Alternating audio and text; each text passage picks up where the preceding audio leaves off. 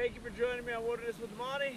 After 3.5 hours of driving, I've arrived at Lake Crowely.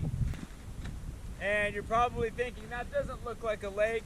I don't go to the main area. The fish camp where the Lake Crowely turnoff gives you access where you can drive around the road.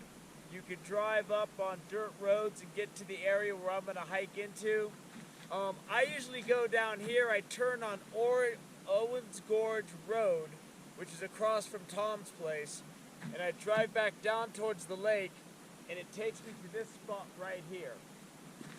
If you continue down this, you'll get to the Lake Crowely Dam. You can't fish within 1,800 feet of the dam. You can't fish within the buoy line, but you can drive over the dam, and if you have a high clearance four-wheel drive, you can get over and fish the back side of the lake. Me, I'm gonna hike up this dirt road, and I'm gonna find myself a nice quiet spot where I can be by myself, hopefully, and do some fishing. It's the middle of the day. I didn't leave too early because I was just, I figured if I left really early, I was so tired from yesterday working and stuff, I'd probably just have to pull over and sleep anyway, so I left later. So I got 36 hours to figure something out here now in the Eastern Sierra. Trout season's in full swing, and we're gonna check it out. So I've been coming in and out of this. I've been hiking up this trail for years, and I've never seen this gate open before. So I'm not about to go drive my car up there and get stuck.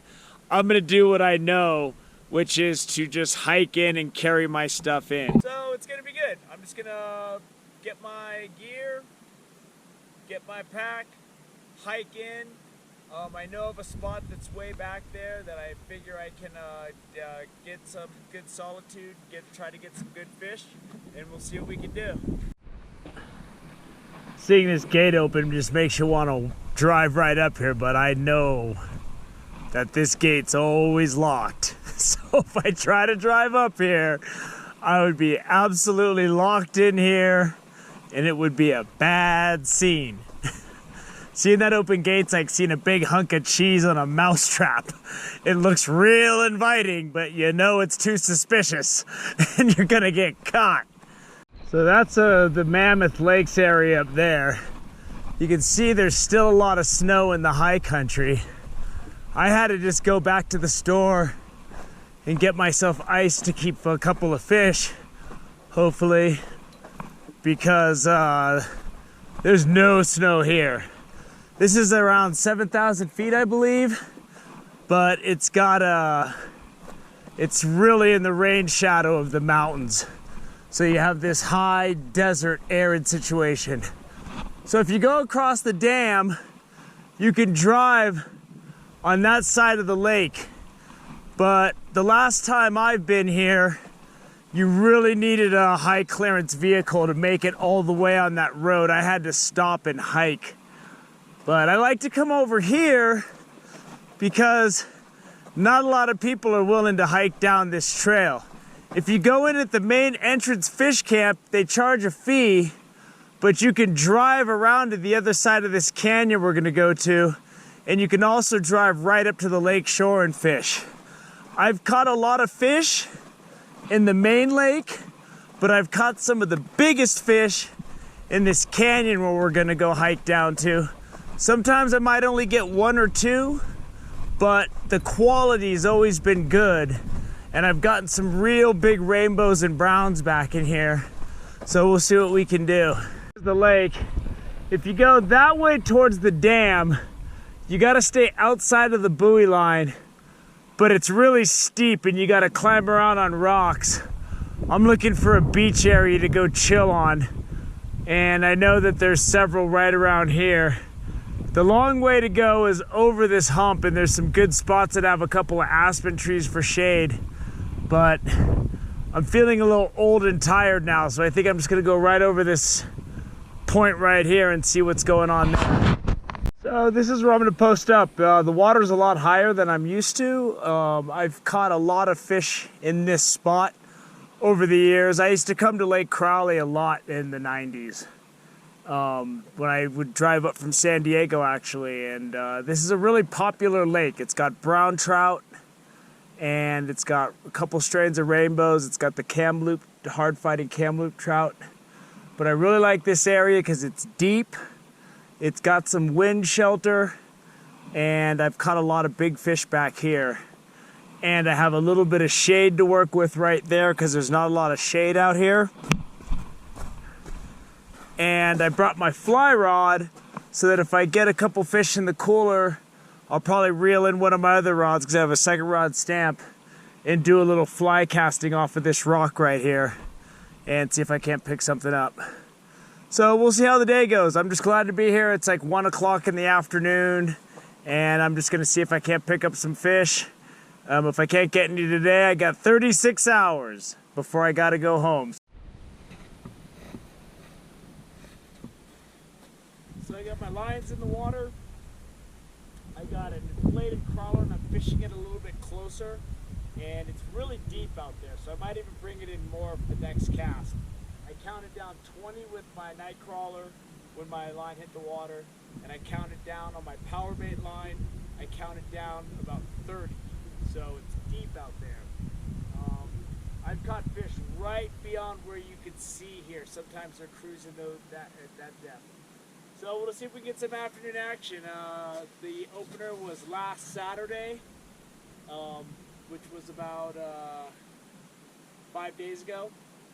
And I'm sure this lake got absolutely hammered, but hopefully back in this little sheltered area, there's some good action. I'm all by myself out here. There's some dudes out in the boat. But if you go into the Pay area, you can drive over to this area. But I just go here, it's free, and you just gotta walk. I just walked about a quarter mile to get out here.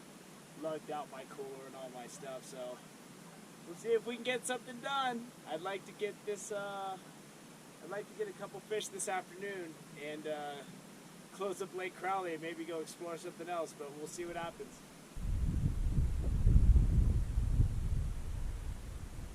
Still there. The first bite I've gotten all day.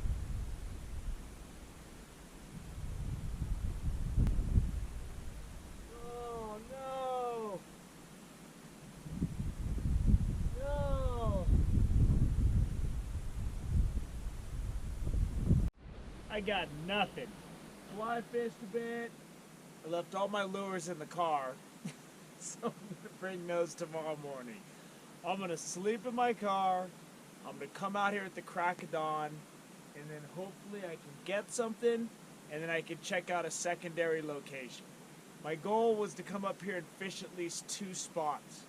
And I got up here, you know, in the middle of the day. I didn't get anything, so we're coming back out here first thing in the morning, before it even gets any kind of light. We're gonna be right out here, and then as soon as the sun comes up, I'm gonna start fishing. Slept in the back of my car, up in the woods, and I'm hard charging out. Hard charge.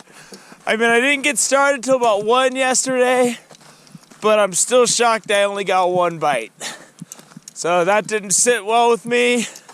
So this is what you got. Hard charge. But I'm gonna get out there. I left my fly rod in the car, and I got my lure box. So I want to get out there before the sun is even near to the water, and I want to try to see if I can't hit a brown on a Rapala. Put on this small Rapala, and this when you're fishing for browns with the Rapala, minutes in the morning count. And I'm going to be doing a basic jerk retrieve like this, seeing if I can't get something to pick it up that's cruising these rocks looking for some trying to get some small trout or whatever. I just do a countdown Rapala, and this can sink good. It's a little bigger and I can really get range on it. When I'm reeling this in, I go pretty quick and I give it a couple jerks here and there, and I'm just looking to get something that's just gonna nail this thing, and we'll see. But I didn't have any luck on the floating Rapala. I wasn't getting the range I wanted. And the water's really deep here. So with this, I can let it sink. I can reel it in right away so I can fish different levels in that water column. So we'll see if I can make something happen. Well, I'm going to pretty much quit because I put 6 hours yesterday, 6 hours this morning. And I still want to go maybe try to find something else while I'm out here. I drove a long way to get here, and I haven't gotten it. I got one bite yesterday. I was sleeping. I was all disheveled by the time I got to the pole and took the bell off. It was gone, and I turned the camera on. So, you know, one thing that they say about a fishing clip with no fish, it sucks. So I'm sorry. I tried.